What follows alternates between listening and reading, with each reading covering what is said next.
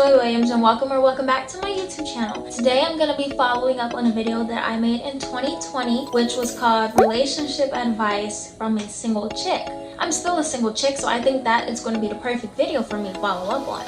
And I just think that I've elevated in my mindset lately, so hopefully these tips are not the tips that you immediately think of when you hear the phrase relationship advice, and it's actually something you can take from. Because I know I could take from my last video, and it was like very obvious things that you should already know, but I somehow was still not doing it. So hopefully you guys can take from this as well. But before I get into the video, I actually wanted to read the verse of the day because I am definitely trying to grow my relationship with God. And if you are interested in growing with your relationship with God, then keep watching. So the verse is Jeremiah 29 verse 11. For I know the plans I have for you, declares the Lord. Plans to prosper you and not to harm you. Plans to give you hope and a future. I think that is a great verse for relationship advice because I feel like so often people try to plan out how they want things to happen, like they romanticize how they want things to happen in their life. And sometimes it's okay for things to not happen exactly how you want it to happen because God ultimately has a plan for you, and if you trust in Him, His plan will never fail. Well, His plan's not gonna fail regardless, but if you trust in Him, you will just see so much growth in your life and so many things will happen, and it's just gonna change you. So I highly recommend you guys check out the Bible for yourself. If you don't read the Bible, then get into it. We're gonna hop into this.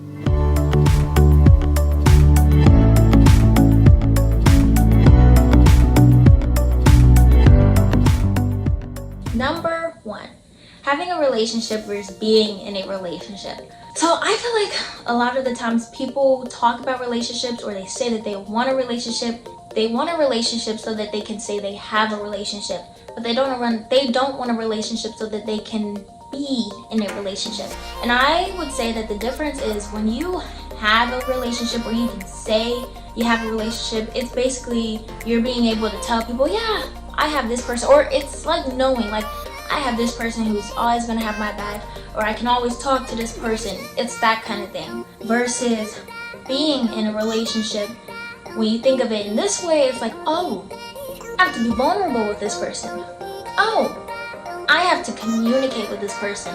I have to be honest with this person, open with this person, share my life with this person. And I don't think a lot of the people who are in relationships are genuinely ready to be in relationships. That's my thoughts though, it's my opinion. But it's true, because it's easy to get caught up in the idea of having a relationship, being able to show like, wow, somebody actually cares about me. I'm able to actually have somebody who wants to be with me 24/7, that kind of thing. And that's great. It's great to be wanted and needed, but it boils down to so much more. And also just the fact of being needed. This wasn't actually on the list, but I had thought about this last night with the whole thing of being able to say that you don't need your significant other, you want them. And I think in the beginning, definitely don't go into a relationship because you need somebody. I think that when you say that you need somebody, it's definitely saying that you're lacking something, and you should be whole, complete, and full on your own. And I mean, if you're a Christian, then definitely be complete and full because you have God and He's like in your life. But I think that you should be full and complete before you try to get into a relationship, because saying that you need somebody to complete you, but I would say like, I think that the whole phrase like, I need you, is like a whole romantic thing. I feel like that's how that phrase came about, because I won't say you need somebody, because obviously life goes on and you will survive without that person. But I do understand that when you get to a certain point, it's like your lives are so intertwined and everything you do is kind of like as a joint, like as a team, that kind of thing. You do start to feel like you need that person because your lives are so intertwined and everything you do is together, and so much of your life relies on their life and vice versa. So I can see why people would say that they need somebody, but I definitely think that need is something that should come once you're already in the relationship, not something when you're beginning the relationship. I think that's a huge thing. If you're not able to be responsible in a relationship and understand that it's not one person, like honestly, it's people think, oh well, you should be stable and that person should be stable without you. You do have to understand that once you are in a relationship, a lot of the things you do are going to affect that person and vice versa.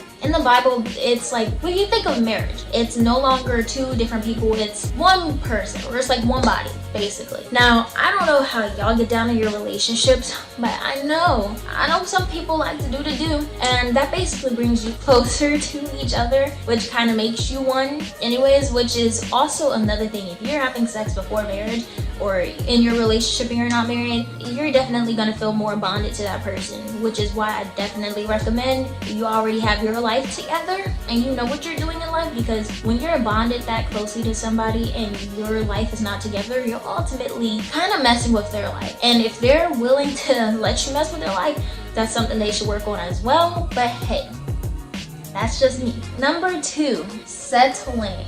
Okay, so I had actually talked about this with a friend. I was having a long conversation over Snapchat in the voice memos, and we were talking about how like so often people will settle because what they want isn't available and they just go for what is available. And I basically was like talking and like it just came to me and I was like, oh my gosh. And I came up with this analogy of how, say there's a bowl of fruit on the table, but that bowl of fruit belongs to somebody, so it's off limits to you. But there's a bunch of junk food that is available and you're hungry in that moment, so you decide to eat the junk food that's available and you think, well, it's filling me up. But here's the thing, it's not filling you up. One, the junk food is unhealthy for you, it's only temporarily filling you, and it's not even filling you completely, it's temporarily satisfying a need. But down the road, junk food is not healthy for you, it's going to give you health issues and it's going to leave you feeling incomplete and like wanting more. And if you compare this to a relationship, it's the same way. So often girls see a guy that meets all the standards that they have, but the guy is either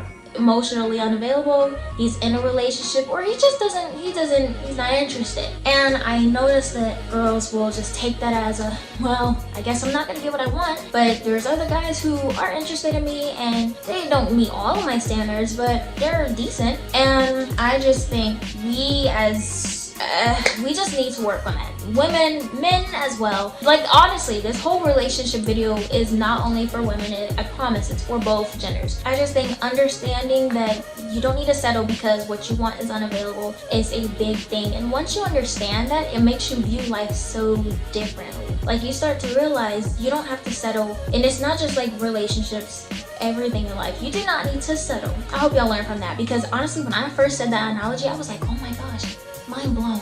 And that was like right when I started getting a ton of books. Like it was so funny. I bought like, I don't know how many books I got, but I have like 66 books right now in the span of 3 days. We're just not gonna talk about it. Number 3, knowing when you're ready and when you're not. I feel like people have to be honest with themselves. Like this is one where you need to be honest with yourself, because let's be real, a lot of the times we say we want a relationship, but you know deep down, if you were to be in a relationship, it wouldn't last. And if it did last, it would be toxic, probably. And I think the reason being is that so many of us either don't qualify to be in a relationship, or we're almost there. Like we have a lot of the things, like we're able to be responsible and we love ourselves first and this and that. But there's little things that just, if you get into a relationship before those are fixed or like resolved, it's going to cause issues down the line. So I feel like you should definitely take time and check yourself out. Just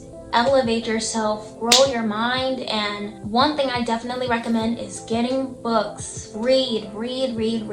And I'm not just talking about like reading books on relationship stuff. Read on different things to just like make your knowledge vast, you know? And I feel like that's one way you can grow, just building good habits as well and sticking to those habits. Because if you get into a relationship and you don't have a lot of the serious habits like set in stone, it's gonna be hard, because not only are you adapting to sharing your life with somebody else now, without your own habits built, now what they're doing may rub off on you. And if you're not strong in your own habits, you don't already have those set, and that goes for values too. If you don't already have your values and your habits set, it's gonna be hard to form them later on.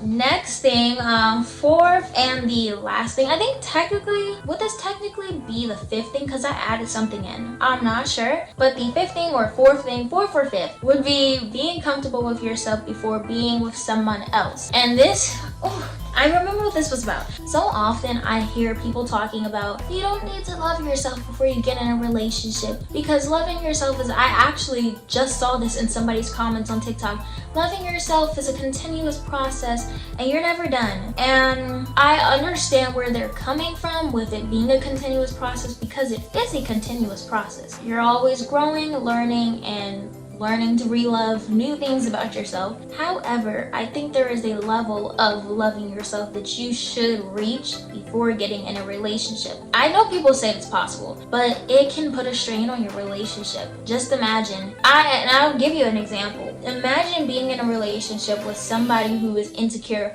about, say, their skin color.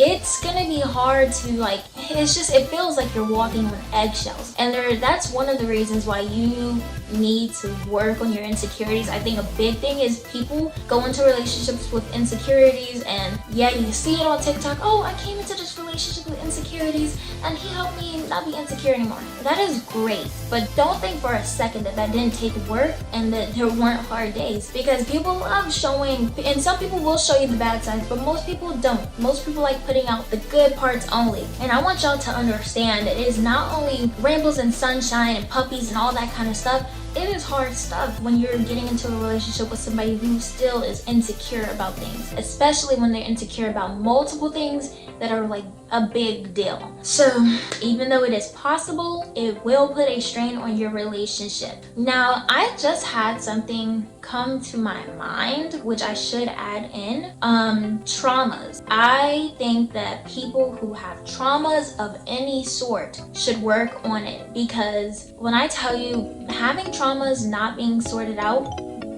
we're just not going to talk about the person blasting music. We're just not. Okay, good. They're closing the garage door. Zip it, pal. What was I even saying? Back to what I was saying, because I was rudely interrupted by somebody blasting music. I think that when you go into a relationship, like, already insecurities is bad enough. But when you go into a relationship with trauma that has not been worked on, that just makes it like a million times harder. Because what some people don't seem to understand is that you may not be dealing with that trauma anymore, as in like you're not living in that trauma, but the effects, the after effects of that trauma still linger on until it has like really been worked to the bone down. And an example is, if you had a bad relationship with your parents, some of the ways that they raised you or whatever is going to spill over. If you haven't studied yourself and found what caused you to act a certain way, what brought out certain emotions growing up, if you don't work on that kind of stuff, then yeah, I don't know what to tell you. But I highly recommend that y'all just study yourself. Honestly, study yourself. Find out what you really like. One more thing. I guess this is like what, 6 or 7? I have no idea. Checklist. I know a lot of people have like a list of things they want in a person, but I think that if you're not even checking some of the things off the list for yourself, you don't have a list for other people. It's good to have standards, but have stuff that is negotiable, because if you are being a hypocrite and not meeting your own standards, I don't know what to say. Anyways, with that being said, that is all I had to say for this video. I need to keep it sweet and short and simple and wrap it up. If you have any other things you want to know about, or you have suggestions of your own, be sure to comment them down below or DM me on Instagram. Don't forget to subscribe and like this video, and I'll see you guys on the next. See you on the flip side. See you on the flip side.